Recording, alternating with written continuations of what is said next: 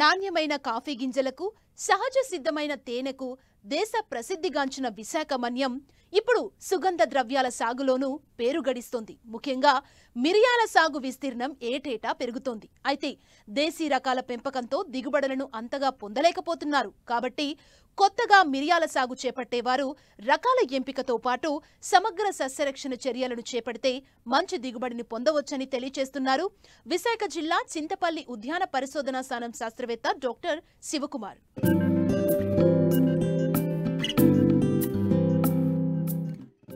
మిరియాలు బహువార్షిక తీగజాతి మొక్క. ఎండిన మిరియాల గింజలను నల్ల మిరియాలు అని, పై చర్మం తీసివేసి ఎండబెట్టిన మిరియాలను తెల్ల మిరియాలు అని పిలుస్తారు. మిరియాలు ఆంధ్రప్రదేశ్ రాష్ట్రంలోని విశాఖపట్నం జిల్లాలోని పర్వత శ్రేణి ప్రాంతాలైన చింతపల్లి, పాడేరు, అరకులతో పాటు తూర్పుగోదావరి జిల్లాలోని రంపచోడవరం ప్రాంతాల్లో అధికంగా పండుతాయి. సముద్ర మట్టం నుండి 500 నుండి 1500 మీటర్ల ఎత్తులో ఉన్న ప్రాంతాలలో పండించవచ్చు. అయితే ఈ పంటకు 1250 నుండి 2000 మిల్లీమీటర్ల వర్షపాతం అవసరం. 10 డిగ్రీల నుండి 35 డిగ్రీల సెల్సియస్ ఉష్ణోగ్రతలు అనుకూలంగా ఉంటాయి. ఈ పంట సాగు చేయడానికి నీరు ఇంకే ఎర్ర నేలలు, లేటరైట్ నేలలు అనుకూలం. సాధారణంగా తీగ అడుగు భాగం నుండి భూమికి సమాంతరంగా పెరిగే తీగను 2 నుండి 3 కణుపులు గల చిన్న కొమ్మలను కత్తిరించి నాటాలి. ఈ కొమ్మలను మార్చి, ఏప్రిల్ నెలలో తీసుకుని నారుమడిలో లేదా పాలిథిన్ సంచుల్లో నాటుకుని జూన్, జూలై నెలల్లో ప్రధాన పొలంలో నాటుకోవాలి. మిరియాల తీగలు వేయడానికి 3 సంవత్సరాల ముందుగా సిల్వర్ ఓక్ మొక్కలను 2.5 x 2.5 మీటర్ల ఎడంలో పెంచాలి. సిల్వర్ ఓక్ మొక్క మొదలు వద్ద ఉత్తర దిశగా 50 x 50 x 50 సెంటీమీటర్ల పరిమాణం గల గోతులు తీయాలి. అందులో మిరియాల తీగలను నాటాలి. ఎకరాకు సుమారు 640 తీగలు అవసరం పడుతుంది. అయితే ఏజెన్సీ రైతులు దేశీ రకాలని సాగు చేయడం, సరైన యాజమాన్య పద్ధతులను పాటించకపోవడం వలన అధిక దిగుబడులను పొందలేకపోతున్నారు.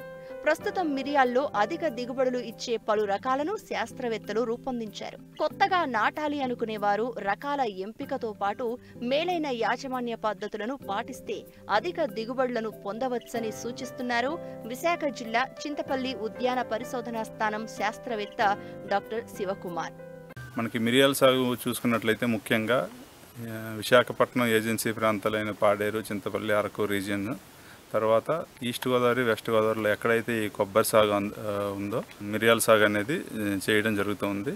ఇందులో కొన్ని మెలకువలు అయితే పాటించాల్సి ఉంటుంది. ముఖ్యంగా రకాలను చూసుకున్నట్లయితే కరిముండ అనే దేశవాళీ రకంతో పాటు పన్నీరు వన్ అనే రకం, ఐఏఎస్ఆర్ శక్తి అనే రకం, ఐఏఎస్ఆర్ తేవం అనే రకం, ఈ 2 రకాలు కూడా పైటొప్తర మొదలు కుళ్ళు తెగులను తట్టుకుంటాయి. వాటితో పాటు మలబార్ ఎక్సెల్ అని, పౌర్ణమి, పంచమి అనే రకాలు, కేరళ అగ్రికల్చర్ యూనివర్సిటీ నుంచి అభివృద్ధి పరిచిన పన్నీరు 2, పన్నీరు 3, పన్నీరు 5 అనే రకాలు బాగా ప్రాచుర్యంలో ఉన్నాయి.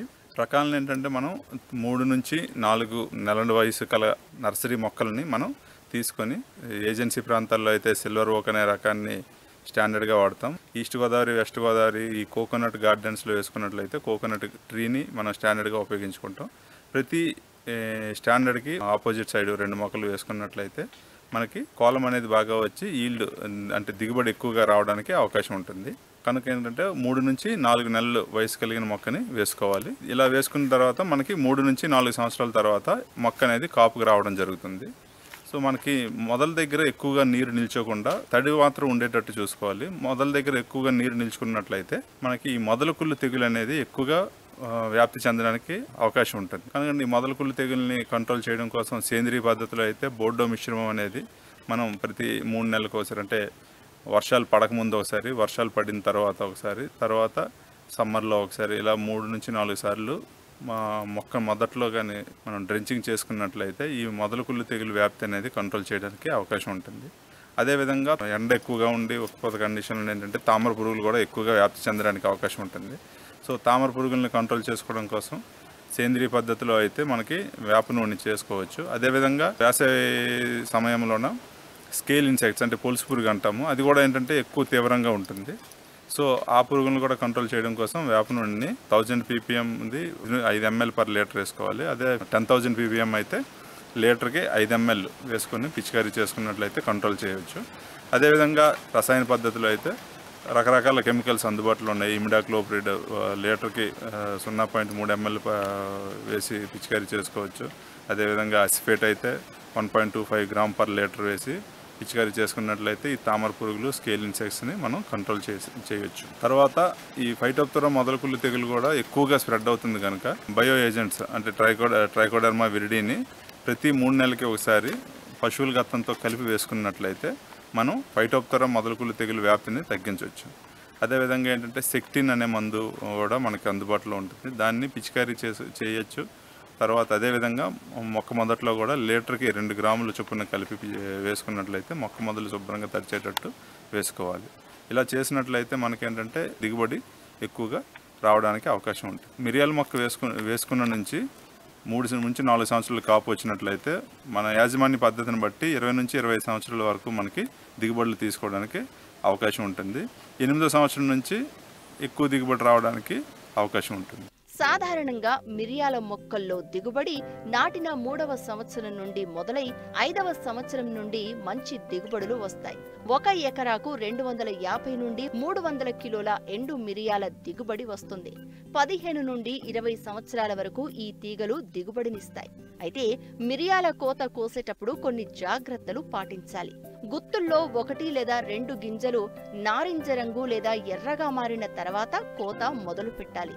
సాధారణంగా మిరియాల్లో పూత మే, జూన్ నుండి ప్రారంభమై ఆగస్టు వరకు కొనసాగుతుంది. గింజలు తయారు కావడానికి సుమారు 8 నెలల సమయం పడుతుంది. రకాన్ని బట్టి ఫిబ్రవరి, మార్చ్, ఏప్రిల్ నెలల్లో గుత్తులు కోయాలి. గుత్తులు కోయడానికి పొడవైన నిచ్చెనలు ఉపయోగించాలి. గుత్తులను నేలపై పరిచి కాలితో తొక్కి గింజలు వేరుపరచాలి.